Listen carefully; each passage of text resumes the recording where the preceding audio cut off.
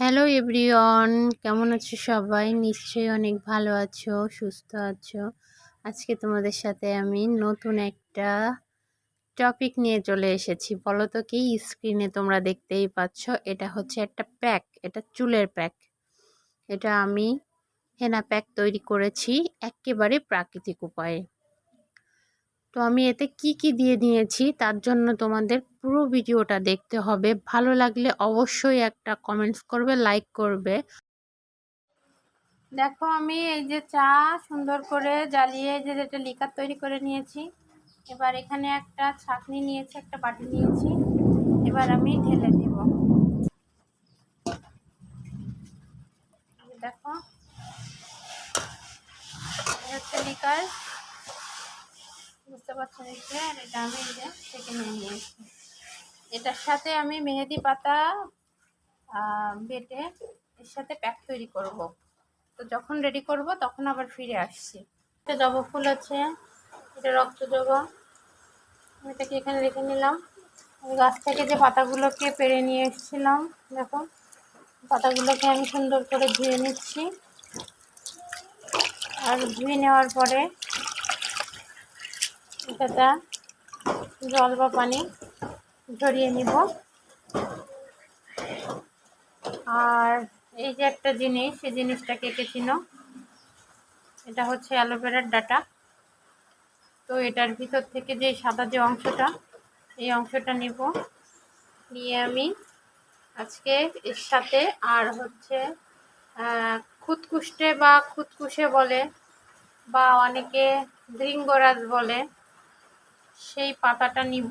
নিয়ে সব একসাথে বেটে এর সাথে চায়ের লিকার, চা জ্বালানোর পরে ছেঁকে নেওয়ার পরে যে জলটা, মানে যে চাটা আমরা খাই, ওই জলটা একসাথে করে দিয়ে আমি একটা চুলের প্যাক তৈরি করব, সেটা চুলে লাগাবো। গাছটা অনেক উপকারী গাছ। এই গাছটার পাতা অনেক কাজে লাগে। বলো তো কি কাজে লাগে? ছোট বাচ্চাদের মাথা যখন চুল ফেলে দেওয়া হয়, মাথার থেকে মানে ন্যাড়া করে দেওয়া হয়, তখনই এই চুলে মানে ঘন বা কালো হওয়ার জন্য এই পাতাগুলো রস করে সারা মাথাতে লাগিয়ে দেওয়া হয়। তো এটা হচ্ছে সেই গাছ। তো এক এক এলাকায় এক এক রকম নামে ডেকে থাকে। তোমাদের এখানে এটা কি বলে আমাকে জানাবে। এটা রাস্তার পাশে কিংবা যে কোনো পরিত্যক্ত জায়গায় হয়ে থাকে, কিন্তু সব থেকে মজার বিষয় এইটা, আমাদের এগুলো আমাদের ছাদের উপরে গাছটা হয়েছে। দেখাচ্ছি, আমি তুলে নিয়ে আসছি। এই দেখো, এক ঝাড়। এটা আমাদের ছাদের উপরে হয়েছে। কিভাবে হলো, কেন হলো তা জানি না, হয়তো বা কোনোভাবে বীজ ওইখানে চলে গেছে। যাই হোক, তো এইভাবে করে এক ঝাড় হয়েছে। তো ঝাড় ধরে তুলে নিয়ে আসা হলো। ঝাড়টা এখন আবার অন্য কোথাও ফেলে রাখা হবে, হলে একটার থেকে আরও অনেক পাতা গজাবে, গাছটাও বড় হবে। দেখো, আমি পাতা তুলছি। এই যে পাতাগুলো এমনই হয়। এই যে এবার ক্লিয়ার আসছে। এই যে এমনই হয়। এটাকেই আমরা ধুয়ে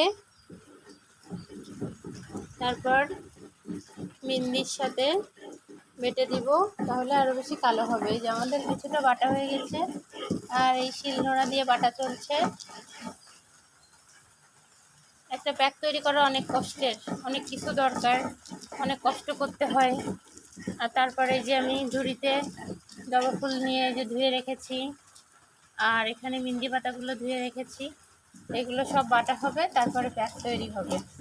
আর এই যে বাটা মেহেদি, তারপর খুদকুষ্টির পাতা মানে কালোকাশি, আর অ্যালোভেরা, জবা ফুল,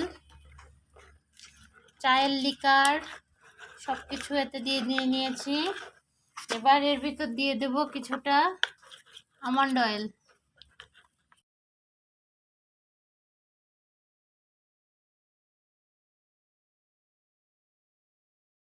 এখানে আমি পরিমাণ মতো আমন্ড অয়েল দিয়ে দিলাম, যার যার ইচ্ছা মতো। এখানে সরিষার তেলও ব্যবহার করা যায়, এটা ইচ্ছা।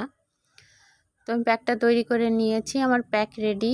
ভালো করে এটা নেড়েচেড়ে মিশিয়ে নিতে হবে, চুলে লাগাতে হবে। ধন্যবাদ।